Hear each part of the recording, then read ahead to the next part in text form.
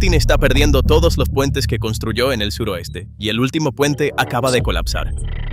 El liderazgo del Kremlin tenía como objetivo confinar la presión militar que orquestó en el frente suroeste dentro de límites geográficos específicos para presionar a la OTAN mediante la apertura de una brecha en el flanco oriental y crear una zona de conflicto gris permanente en los extremos nerviosos de la alianza. Para esto, Putin se apoyó en los enormes puentes geoestratégicos que había estado tejiendo meticulosamente durante décadas a través de la cuenca del Mar Negro, Europa del Este y los Balcanes. El plan sobre la mesa tenía un marco bastante claro: establecer un bloqueo naval inquebrantable sobre el Mar Negro para asfixiar los corredores de ayuda logística de Ucrania hacia el oeste, y mantener a Moldavia como rehén dentro de su propia órbita política junto con las cerraduras del Mar Negro, creando así una zona de inestabilidad permanente en el este del continente. Sin embargo, en la noche del 28 de mayo, Moscú cometió un error casi irreparable y críticamente serio en el terreno. Un dron del enjambre de 43 drones que Rusia envió a Ucrania perdió su objetivo, cruzó el río Danubio, entró en el espacio aéreo de Rumania y golpeó el 10º piso de un edificio de apartamentos en la ciudad de Galați, detonando en territorio de la OTAN. A medida que los pisos superiores del edificio fueron devastados por la fuerza de la explosión, se desató un caos masivo en el área circundante. Este incidente se registró en la historia como el primer caso en el que un arma rusa causó bajas civiles en territorio de la alianza en la historia de la OTAN. Al examinar la dimensión técnica del incidente, queda claro que los radares rumanos detectaron la violación del espacio aéreo de inmediato. El vehículo aéreo no tripulado voló a baja altitud durante aproximadamente 10 kilómetros dentro de las fronteras rumanas. Tras esta detección por radar, aviones de combate F-16 pertenecientes a la Fuerza Aérea Rumana despegaron bajo código de emergencia. A los pilotos se les dio permiso para disparar al objetivo. Sin embargo, el tiempo de reacción de 4 minutos no fue suficiente para evitar que el dron llegara a la zona residencial civil. El dilema fundamental al que se enfrentan los pilotos de combate en el aire demuestra las limitaciones de los sistemas modernos de defensa aérea en áreas urbanas. Cuando se ejecuta la orden de disparo, los fragmentos de metralla y las municiones transportadas por el dron que explota podrían caer en áreas residenciales civiles, causando daños generalizados. Cuando no se abre fuego, el dron lleva el riesgo de impactar directamente un edificio.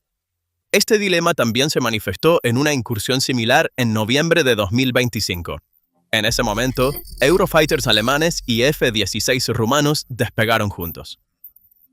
Los pilotos llegaron al punto de abrir fuego, pero detuvieron la operación considerando el riesgo de daños civiles en el suelo. Y ahora la OTAN está en nivel de alarma porque este ataque no fue una incursión fronteriza ordinaria. Mientras Moscú intentaba cortar la línea logística de Ucrania, prendió fuego a todos los puentes geopolíticos que intentaba asegurar en el frente suroeste con sus propias manos. El presidente rumano Dan compartió de inmediato los datos de seguimiento de radar proporcionados por los aviones AWACS de la OTAN, demostrando que el objetivo fue lanzado desde el territorio continental ruso y colapsó instantáneamente la defensa estándar de Moscú de «entréguenos los restos». Tuvimos un dron ruso, Geran 2, que salió de Rusia. Conocemos la trayectoria. Sabemos por dónde pasó por Ucrania. Sabemos dónde entró en Rumania. Parte de un enjambre de 43 drones rusos, de los cuales solo uno llegó al territorio rumano. Sin embargo, en este punto surgió la verdadera pregunta clave, el primer daño civil en la historia de la OTAN. ¿Por qué es crítico este umbral? ¿Qué desencadena? Hasta ahora, las municiones que caían en territorio de la alianza generalmente impactaban en campos vacíos, áreas boscosas o tierras agrícolas. En esos casos, se emitieron notas diplomáticas y el incidente se clasificó como un accidente, permitiendo enfriar la crisis. Sin embargo, que civiles durmiendo en el 10º piso fueran impactados directamente por una munición rusa sacudió hasta el núcleo la línea roja invisible que la alianza podía tolerar. La destrucción de la infraestructura civil y las lesiones a civiles reescriben desde cero la dimensión legal y psicológica de la crisis. El cruce de este umbral prepara el terreno para la fractura de la percepción de seguridad entre los miembros de la alianza y para que las doctrinas de defensa cambien hacia una postura preventiva más agresiva. Este primer daño civil, que enciende discusiones sobre la OTAN enfrentando amenazas que se acercan a su propio espacio aéreo más allá de sus fronteras, alejándose de su papel pasivo de guardia fronteriza, lleva la presión de solidaridad intraalianza a su máximo. Sin embargo, el terremoto geopolítico desencadenado por esta destrucción física encontró su respuesta no solo mucho más allá de Bucarest, sino directamente en las calles de Chisinau. El lugar donde ocurrió el incidente está situado en un punto extraordinariamente cercano, no solo a la frontera ucraniana, sino también a la frontera moldava. Esta proximidad geográfica servirá como un catalizador, acelerando el colapso de un constructo político que el Kremlin ha estado elaborando meticulosamente durante años. El Kremlin había estado llevando a cabo una compleja estrategia de guerra híbrida para mantener a Chisinau en su órbita durante años. Los 1.500 soldados rusos estacionados en la región de Transnistria, el chantaje energético y las intervenciones políticas constituyeron los pilares fundamentales de esta estrategia. Sin embargo, los conflictos en Ucrania sacudieron la ecuación suroeste de Moscú hasta sus cimientos, y la munición que explotó en las orillas del Danubio elevó las preocupaciones de seguridad que resonaban en las calles de Chisinau a su punto máximo, transformando lo que habría sido años de debate burocrático en un reflejo urgente de seguridad nacional. Aquí es donde nos enfrentamos a la pregunta que cambia la ecuación. ¿Cómo acelera la unificación de Moldavia y Rumania a partir de este evento? Con la amenaza llegando físicamente a la puerta fronteriza, la presidenta moldava Maya Sandu hizo una declaración de importancia crítica durante una transmisión a la que asistió en enero de 2026, declarando que apoyaría la unificación de su país con Rumania en un posible referéndum. Esta declaración no resonaba en un vacío. Aproximadamente 1 millón de los 2.400.000 habitantes de Moldavia ya habían obtenido la ciudadanía rumana o iniciado el proceso de solicitud. El presidente rumano Dan respondió a esta apertura en abril, afirmando que Rumania estaba lista para esta unificación si el pueblo moldavo lo demandaba. Esta orientación diplomática no parece ser simplemente un reflejo momentáneo de gestión de crisis. La decisión es esencialmente un manifiesto político de la transformación demográfica concreta sobre el terreno. Aproximadamente 1 millón de la población total de 2.400.000 de Moldavia ya ha obtenido la ciudadanía rumana o está llevando a cabo los procesos burocráticos legales necesarios para obtener ese derecho. Esta profunda integración a nivel popular ya había construido la base social necesaria para la unificación política de los dos estados. El enfoque de Bucarest hacia esta oportunidad histórica también determina el ritmo del proceso. El énfasis del presidente rumano Dan en que Rumania estaba lista para esta unificación en cualquier momento, siempre que el país vecino mostrara su voluntad mientras el humo aún se elevaba de los escombros, colocó firmemente sobre la mesa la posibilidad de que se redibujen las fronteras en el mapa europeo.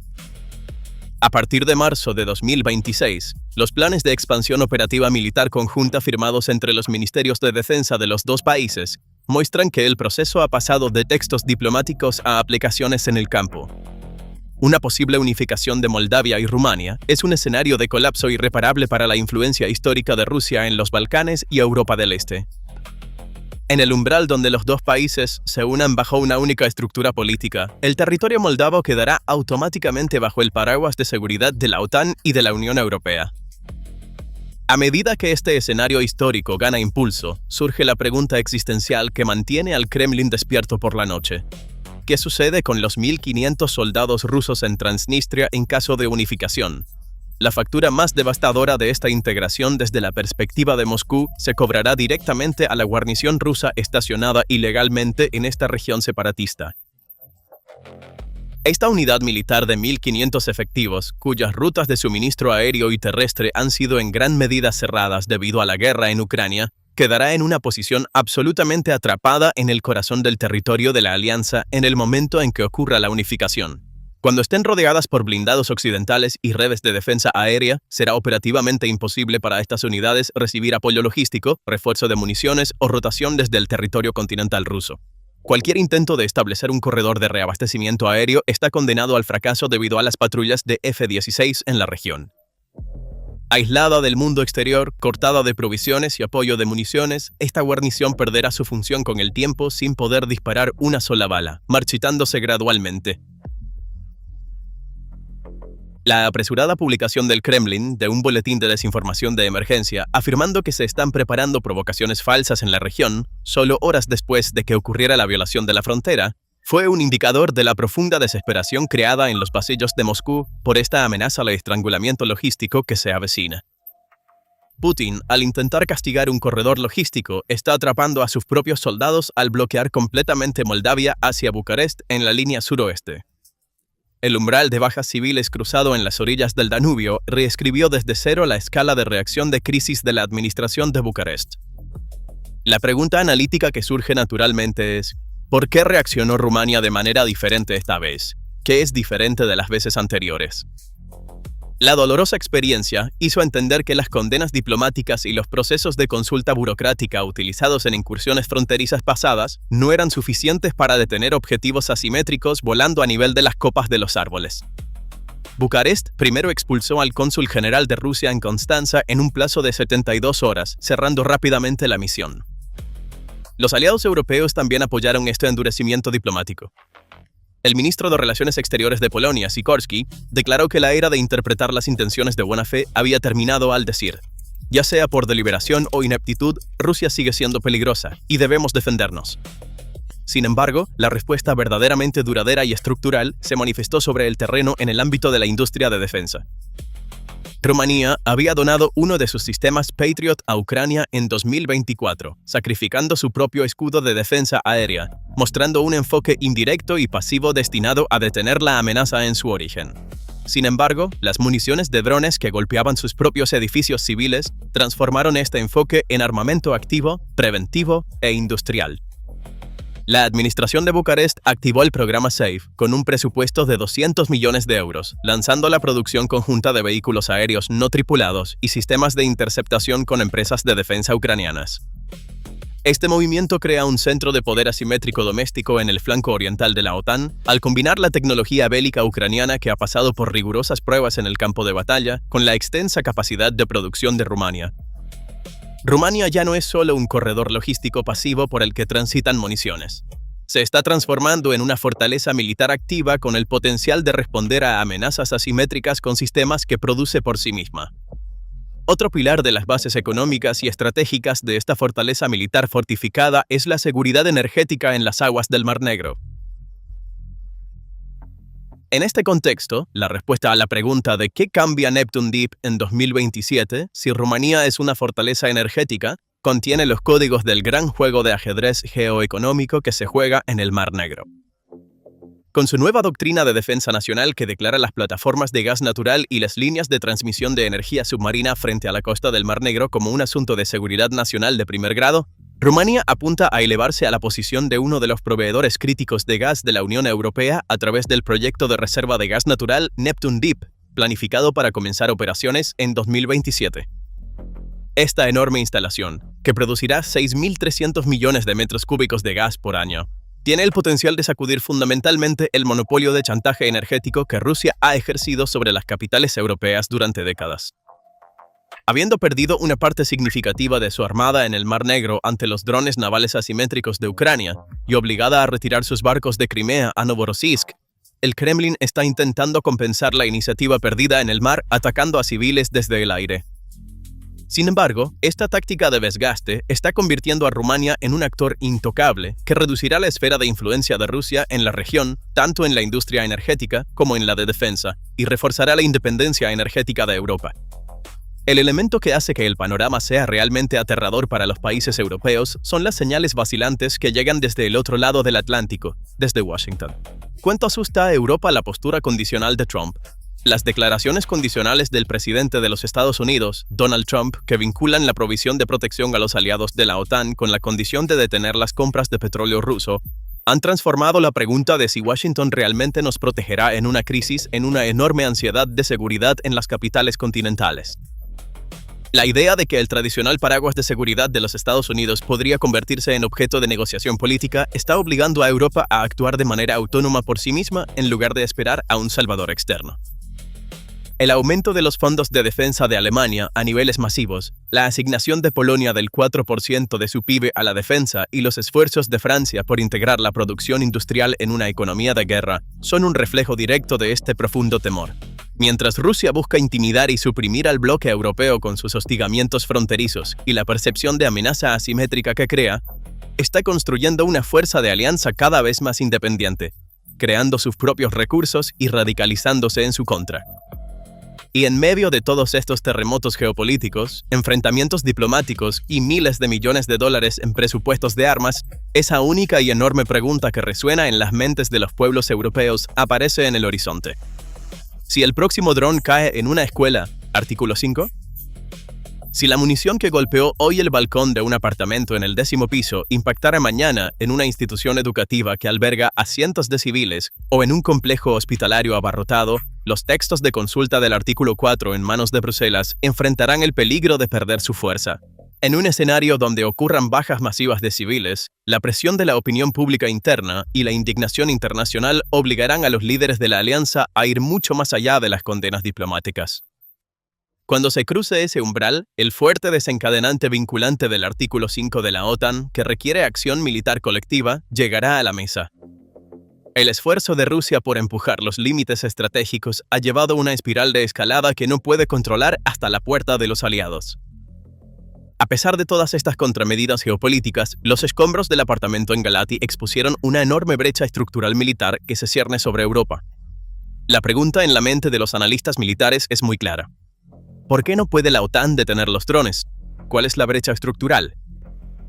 La arquitectura masiva de defensa aérea de miles de millones de dólares de la alianza fue diseñada en torno a misiles balísticos intercontinentales que vienen desde más allá de la atmósfera, aviones supersónicos que vuelan más rápido que el sonido y aviones bombarderos pesados que vejan grandes firmas de radar. Los algoritmos de los sistemas de radar están finamente ajustados para detectar velocidades masivas y grandes masas en el cielo.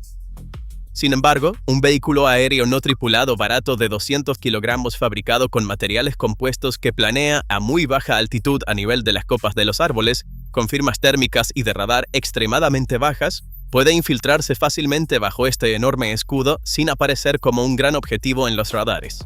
El caso experimentado por Polonia en septiembre de 2025, donde más de 19 drones violaron su espacio aéreo en una sola noche, mostró que cerrar esta brecha asimétrica solo a través de la diplomacia de escritorio no era posible en el campo. Mientras gastar misiles interceptores de precisión de millones de dólares en plataformas kamikaze que cuestan unos pocos miles de dólares tensa los límites de sostenibilidad de la economía militar, la intervención de aviones de combate sobre áreas urbanas también choca con una barrera de altas bajas civiles.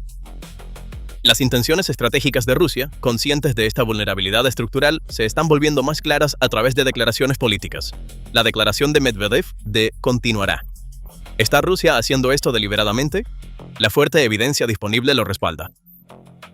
La declaración del vicepresidente del Consejo de Seguridad de Rusia, Medvedev, tras el incidente de que estos eventos continuarían mientras el apoyo de Occidente continúe, indica que la situación es una operación de riesgo geopolítico sistemático más que un error de navegación. Cada munición rozando las fronteras de la OTAN está probando meticulosamente la flexibilidad en la toma de decisiones políticas de la alianza, la rapidez burocrática y los límites de tolerancia de las poblaciones en los Estados miembros.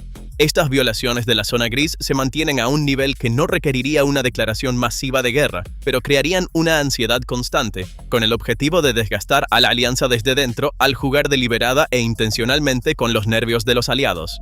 Lo que lleva esta ecuación a una dimensión aún más oscura es la cadena de producción y suministro de las municiones. La cadena del dron de Irán a Rusia, a Ucrania, a Rumania, un arma, 3 continentes. Esta pregunta resume cómo las guerras asimétricas modernas se globalizan rápidamente. Un dron Shahed 136, diseñado por Irán, se produce bajo licencia rusa como el Geran 2, se lanza para atacar la logística ucraniana y termina apuntando a civiles de la OTAN en territorio rumano. Una sola plataforma de armas conecta una enorme red de crisis que abarca 3 continentes. Como también enfatizó el líder ucraniano Zelensky, a medida que los conflictos calientes y las crecientes tensiones en el Medio Oriente agotan las reservas de sistemas interceptores Patriot de Estados Unidos y similares a escala global, el escudo aéreo que protege el este de Europa se está debilitando. Este debilitamiento del escudo prepara el terreno para que los dispositivos de infiltración caigan directamente en el regazo de la OTAN. Este explosivo que salió de los escritorios de ingeniería en Teherán y entró en un apartamento en Galazi demuestra cómo los conflictos que parecen locales pueden transformarse instantáneamente en una crisis de seguridad intercontinental. La delgada línea estratégica de Rusia que se extiende desde las costas del Mar Negro hasta las fronteras de Moldavia ha sufrido un profundo temblor con la explosión en el 10º piso de un apartamento civil en Galazi. El plan de Putin de desgastar la alianza desde dentro para atar el comercio del Mar Negro a sus propios términos y cortar la esperanza logística de Ucrania ha fracasado en gran medida debido a una violación fronteriza no anticipada. Rumania, con sus inversiones energéticas y la producción conjunta de armas que realiza con Ucrania, se está transformando de un observador pasivo de la frontera en uno de los principales actores que realizan movimientos proactivos en el flanco oriental de la alianza. Mientras la administración de Chisinau da fuertes señales hacia la preparación de la infraestructura legal para la integración militar y política con Bucarest, estas mismas municiones pueden haber activado la trampa logística que podría cerrarse sobre la guarnición rusa en Transnistria. El tráfico oscuro de municiones que se repite cada noche sobre el lecho del río Danubio está volviendo disfuncionales las mesas de diplomacia. Se cruzaron líneas rojas, se hirieron áreas civiles y los límites de gestión de crisis de la alianza fueron llevados al extremo como nunca antes. La crisis está mostrando signos de extenderse desde las estepas ucranianas, rompiendo la puerta de la arquitectura de seguridad compartida de Europa y entrando. La tormenta que se avecina determinará el destino geopolítico, no solo de aquellos que tocan esa puerta, sino también de aquellos que esperan ansiosamente en el umbral.